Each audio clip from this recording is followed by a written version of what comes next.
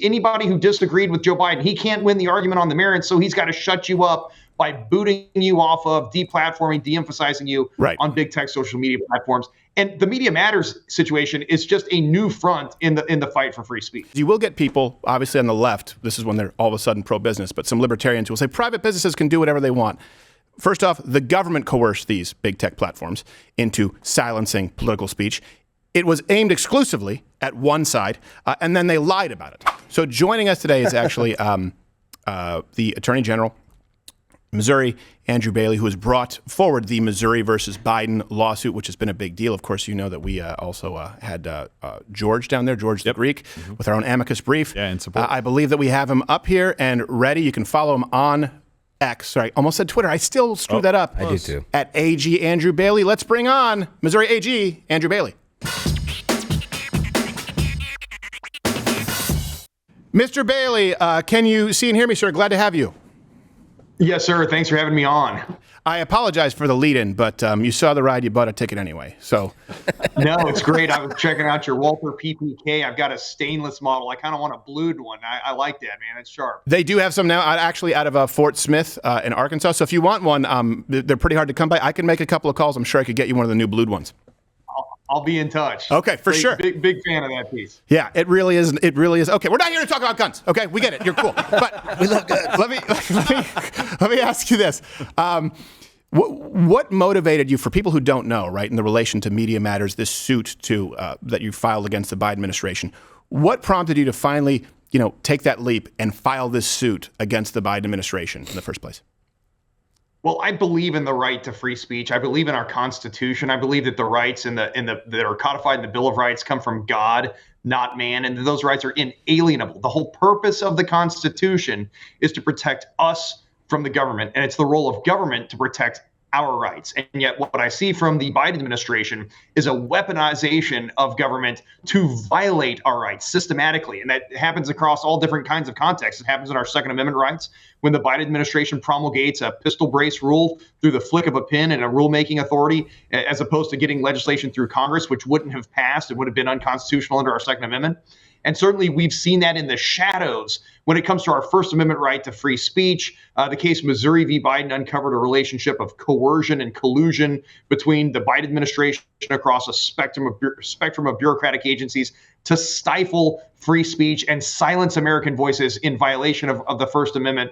And only one side was silenced. 100% of the speech censored at the demand of the federal government was conservative speech. Anybody who disagreed with Joe Biden, he can't win the argument on the merits, so he's got to shut you up by booting you off of, deplatforming, de-emphasizing you on big tech social media platforms. And the Media Matters situation is just a new front in the fight for free speech. Yes, and I think those are very important key details, because you will get people, obviously on the left, this is when they're all of a sudden pro-business, but some libertarians will say private businesses can do whatever they want.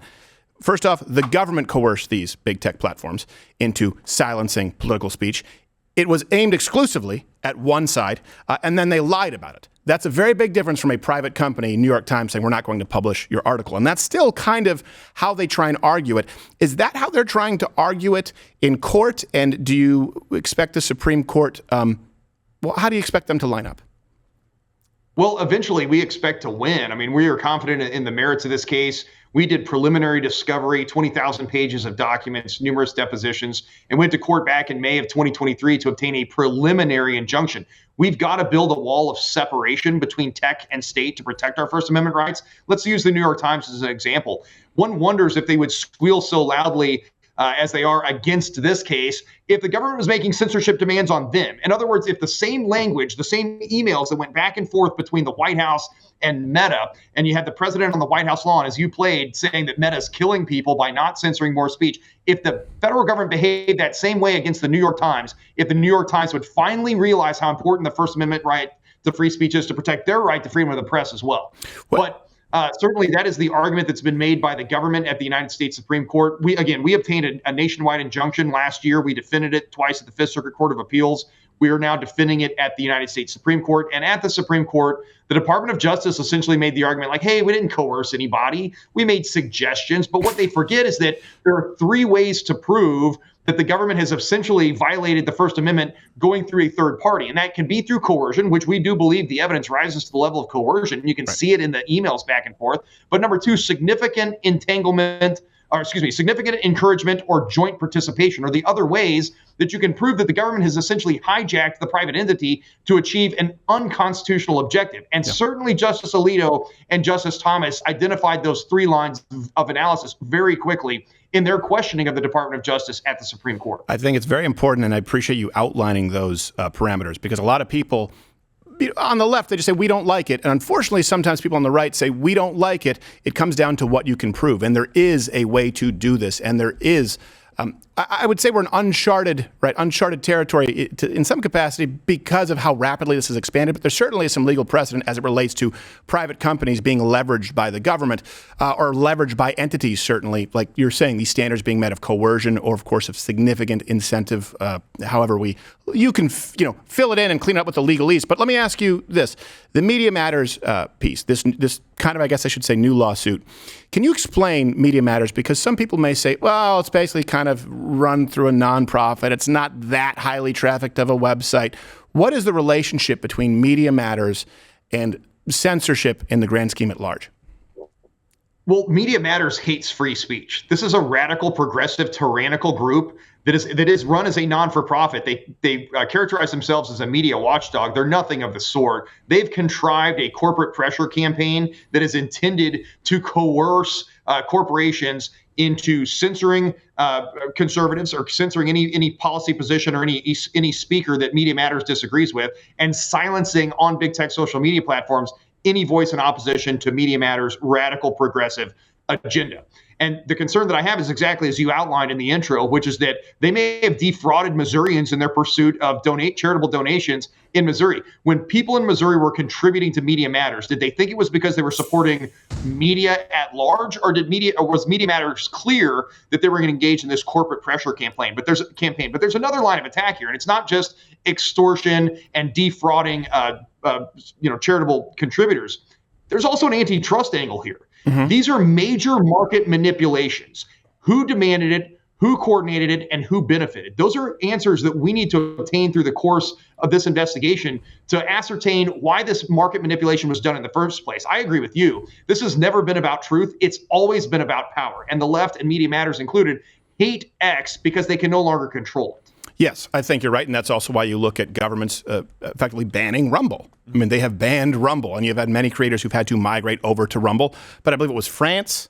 I don't know if is it still France? They're still banned in France. I know UK Parliament, I believe they said that they would. I don't know if they followed through with it. Well, they were saying that they would ban them if they didn't remove a particular creator who had not been convicted of any crimes yet. But the country of Brazil, they got out of Brazil because of that's right. They were having. Yes. They pulled out completely. Gerald actually had a question for you, if you may be so kind, and you don't have to be, but go ahead, Gerald. So here's my one. Thank you for stepping up and actually trying to do something about this problem that has been, I feel like, identified well enough over the years for somebody to finally actually try to solve it. But what is preventing other attorneys general from actually stepping up and taking similar action to protect against big tech's influence and against the government? Why aren't more people outraged on this? What are they missing? Yeah, well, number one, I think the legacy media has largely suppressed this story. It's gone unreported, or they're mischaracterizing it. Again, they're trying to say that the government has a role in protecting us from quote unquote misinformation, which again ignores the entire principle as embodied in the First Amendment that the people get to decide what's true, not the government. They also ignore the fact that 100% of the speech that was suppressed on big tech as being misinformation turned out to be true. It was all truthful. So when you say that the government lied, I mean, you're exactly right about that. They lied about the speech they were suppressing. And why would the government want to continue doing that? COVID was really the Trojan horse that got the enemy behind the gates. But if we don't have a principled approach here, this will be infinitely regressive, and the government can just censor anything that they disagree with or don't like under the guise of national emergency and misinformation. But yeah, here's the thing: we were proud to partner with the state of Louisiana and my colleague Liz Murrell, the Attorney General of Louisiana, on this case. There are private plaintiffs that are involved as well. We partner with like-minded state attorneys general on so many of our lawsuits against the federal government. I think we've got 31 of them pending. Currently, we're probably going to have more on file in the coming days and weeks, just because the federal government's approach to this is that they get to do whatever they want until someone tells them to stop. And it's up to AGs to go to court and tell them to stop. One of the things Can I I would say pause you as for well, a second there? I want you to please hold your thought because it's far more important than what I'm about to bring up. We have to say attorneys general, but then when you abbreviate it, AGs, you put the S after AG. You're messing me up. What's the correct way for me to do it? I feel like an ass. Okay, Adrian Monk. I think it's attorneys general, but yeah, I think AGs is possessive. I don't know, man. I'd have to go look at a grammar textbook. You got me. All right. Okay. Sorry, but it's just just for it makes it very difficult. Where attorneys general sounds wrong coming out of my mouth, and then I say AGs. I'm like, I'm going to be fact checked either way. One of them has to be wrong. They're both right. Turns out they're both right. Yeah. All right. Sorry. Continue with your point that matters. No. I know it as a Well, here's kind of a broader perspective, and this really let me characterize it this way. For far too long, people on our side of the political spectrum that adhere to our ideology have been busy being good Americans and going to work and paying taxes and going to church and trying to raise our kids, and have ignored the fact that the left has infiltrated so many of our public institutions and so much of the public sphere that it's almost impossible to escape these days. And that's what you see Media Matters doing. I mean, it would have been unconscionable 30 years ago that you would have had this kind of progressive left-wing propaganda machine attacking corporations and victimizing other corporations in a vast conspiracy at market manipulation. Right. And yet that's what's going on now. And if we don't hold them accountable and point this out, we will lose one of the last bastions dedicated to free speech in America, and that's X. But also, I would say that as conservatives, so many states have limited the role of their attorney general's office because we believe that less government is best. It's a zero-sum game. Less government, more freedom, more liberty. However, you look at blue states like with Letitia James, and the blue state general assemblies and legislatures have empowered their state attorneys general to have vast authority. And that's why you see this kind of lawfare against President Trump and so many others. The NRA, is another target of the attacks by the left in this blue state. And so it's being creative in a red state and looking at the statutes that you have on the books, the weapons that you have in your arsenal to be able to fight back and defend your people. And we've been creative about that here in the state of Missouri. Yeah, I do. Would you say that's the biggest overreach right now, Letitia James, what's happening with President Donald Trump? Or would you say, I guess they're kind of one and the same, that and big tech. And by the way, that even ties into election interference. Before we get to the ghost of Chavez rigging Dominion voting machines, right, some stuff that is obviously not true, you had one story, Hunter Biden, let alone all the other stories we don't know about, would have changed the outcome of the election, right? That is, to me, election interference. And all of this is one and the same. You can't fight one without the other.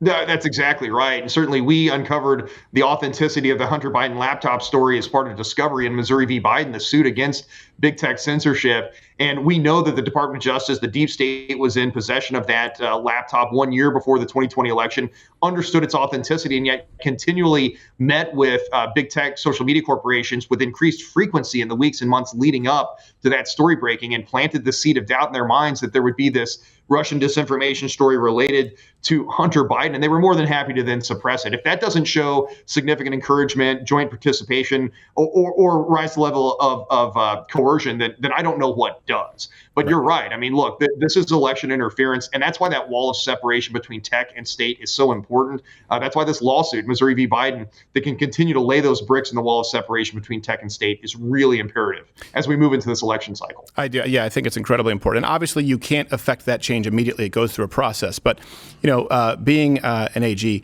in the state of Missouri, let me ask you this. As we go into elections, what is it that AGs, I think I'm saying that right, around the country can do to ensure, fair elections within their control? Like, let's use a specific example. How could your office or offices across the country appropriately use their authority to prevent illegal immigrants from voting, for example?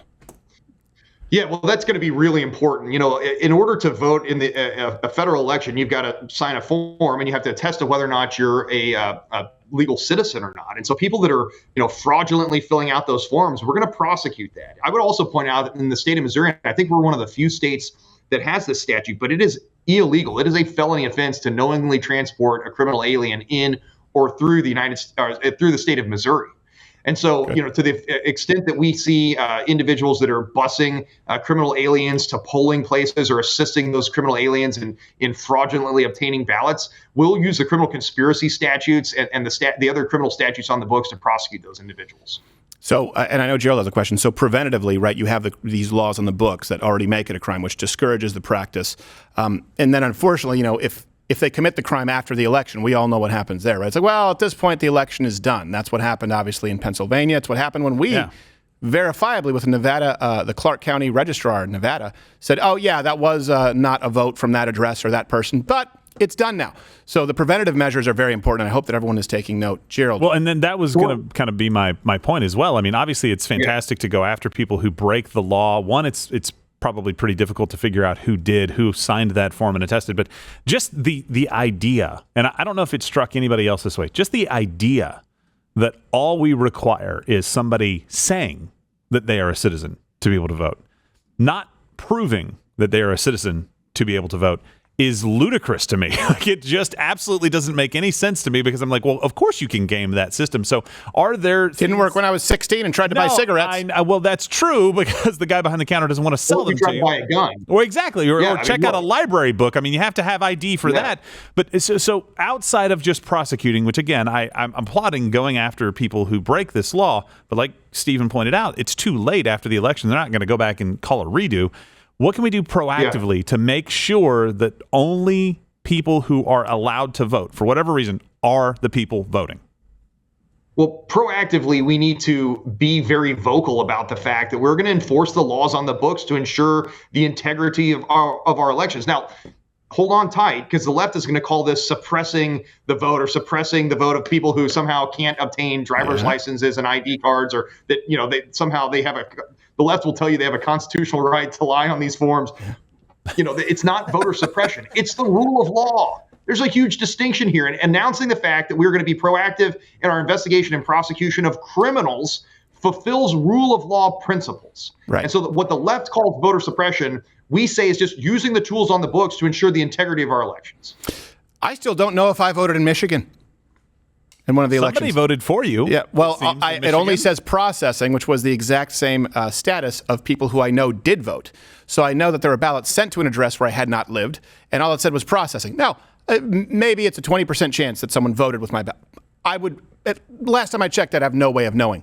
Again, that to me seems ludicrous, where, if I die, my son can be charged $2,500 in late fees at a library because of my identification.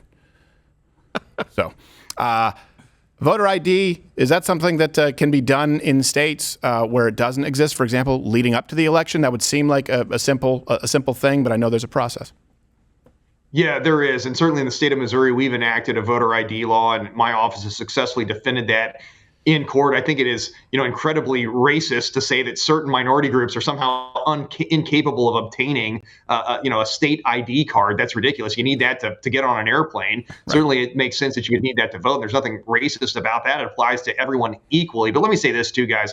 In 2005, when I was a platoon leader of an armored cavalry scout platoon in the United States Army, I secured an election for a small town in Nineveh province, Iraq. And I've seen what secure elections look like. And you know what we did? We loaded up paper ballots in the back of our armored vehicles. We drove them to the polling site. We secured that polling site. We handed the ballots out. We watched the Iraqis as they dipped their thumb in the ink, put their thumbprint, their individual identification on the ballot, filled out the ballot, signed it, and then handed it back to us, where we loaded them back in the armored vehicles, took them back to one place where they were all counted together at the same time, and it worked. If we can do that in a third world country in Iraq in 2005, 2006, surely we can do that in the United States of America in 2024. They even have a rule because of election interference in Iraq. If people in a polling line, you can't give them free opium. Well, that's not fair. So my point is they get some things right. Hold on one second, Josh. What was that? It's BYOO. Yes, Bring your own opium. You as can we all use know. opium. You can't hand it just like you can't hand a water bottle to someone in line, because that could be providing an incentive. That was our Afghanistan policy, but things are different in different countries. They're a little bit different. Can't be sure. I don't know. All right, Mr. AG, thank you for giving us your time, Andrew Bailey. What is it you would like to leave people with, and where they can find you, support you, because we appreciate you taking the time. Hey guys, appreciate you having me on and covering these important stories. Check us out at ago.mo.gov. Follow the important work we're doing to fight back against federal overreach and hold the government accountable for their constitutional violations. And I'm going to see if they have any of the blue PPKs in the Fort Smith facility in Arkansas. I know they are hard to come by, but I will make that call, Senor. I will be in touch. Thank you very much, sir. I love it. Thanks, guys. Talk soon. A.G. Bailey, everybody.